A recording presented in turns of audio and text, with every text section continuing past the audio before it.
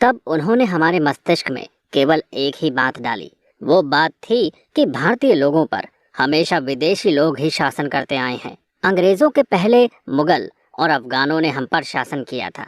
क्या सच यही है कि भारत पर हमेशा से विदेशी लोग ही शासन करते आए हैं?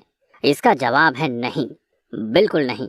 बल्कि पुराने वक्त में हमारी संस्कृति विश्व की सबसे समृद्ध और विकसित संस्कृतियों में से एक थी। हड़प्पा सभ्यता के वक्त नगरों की संरचना इतनी बेहतरीन थी जितनी कोई भी सोच नहीं सकता। आर्यभट्ट, जिन्होंने शून्य का आविष्कार किया, उन्होंने कई सदियों पहले ही यह बता दिया था कि ग्रहण के पीछे केवल राहु और केतु का हाथ नहीं है, बल्कि इसमें कुछ विज्ञान भी छिपा है। अशोक, जिसमें दुनिया को जीतने की काबिलियत थी, उसने अपना वर्चस्व कायम करने का दूसरा रास्ता चुना। उसने युद्ध के बजाय अहिंसा व शांति अपनाई और पूरी दुनिया में बौद्ध धर्म का प्रचार प्रसार किया, ताकि आप जान सके कि हमारा भी इतिहास है जो बेहद गौरवपूर्ण है। अशोक से लेकर समुद्रगुप्त की कहानी, कैसे महात्मा बुद्ध का जन्म हुआ और कैसे उन्होंने एक अलग जीवन शैली का निर्माण किया। क्या कहानी है जैन धर्म के तीर्थंकर महावीर की। बौद्ध धर्म और जैन धर्म से जुड़ी सभी बातें आप जानेंगे आगे के एपिसोड्स में। एलिफेंटा की गुफाएं क्यों मशहूर है, क्यों गुप्त काल को भारत का स्वर्ण काल कहा जाता है। आप ये भी जानेंगे कि वो कौन सा वक्त था जब भारत में कामसूत्र और नाट्य शास्त्र जैसी अद्वितीय ग्रंथों की रचना हुई। इस पुस्तक सारांश में आपको ये जानकारी मिलेगी कि किस तरह इतनी समृद्ध सभ्यता विनाश की ओर बढ़ गई। इतिहास की वो कौन सी बातें हैं जो आज तक अनसुलझी है। रामायण को कितनी भाषा में लिखा गया, कितने नामों में रचा गया, वेद कहाँ से उत्पन्न हुए और पुराणों को किसने लिखा।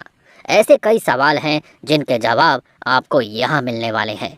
हमें कैसे पता चला अपना प्राचीन इतिहास, कौन से स्रोत हैं जहाँ से हमने तमाम जानकारियाँ जुटाई, अलग अलग इतिहासकारों की इन सब बातों के बारे में क्या धारणा है, बाहरी लोगों ने भारत के बारे में कितना कुछ सच लिखा और कितना झूठ। यूनान से जो राजदूत भारत आया, उसने चंद्रगुप्त के बारे में क्या वर्णन किया। चीन के दार्शनिक जिन्होंने 10 साल तक भारत का भ्रमण किया, उनकी किताबों में भारत कैसा दिखता है। ये पुस्तक सारांश न केवल भारत के इतिहास की है, बल्कि इससे अफगानिस्तान, पाकिस्तान, बांग्लादेश इत्यादि जैसे कई और देश भी जुड़े हुए हैं। आप जानेंगे उस वक्त की कहानी जब ये सभी देश एक ही जमीन का हिस्सा थे। इतिहास के 2 बड़े राज्य वंश, मौर्य साम्राज्य और गुप्त साम्राज्य का कैसे पतन हुआ, उनके पतन का क्या कारण हो सकता है। इन सब पर विस्तार से कई जानकारियाँ साझा करेंगे। इस पुस्तक सारांश की लेखिका उपेंद्र सिंह दिल्ली विश्वविद्यालय में इतिहास विभाग की प्रोफेसर हैं। ये एक ऐसी किताब है जिसे ग्रेजुएशन और मास्टर्स के छात्रों को तो पढ़ना ही चाहिए, साथ ही सामान्य नागरिकों के लिए भी इसमें कई जानकारियाँ छिपी है। भारत के इतिहास को बताने वाले जितने भी साक्ष्य मिले हैं, उनमें से कई साक्ष्यों का जिक्र आपको इस पुस्तक सारांश में मिलेगा।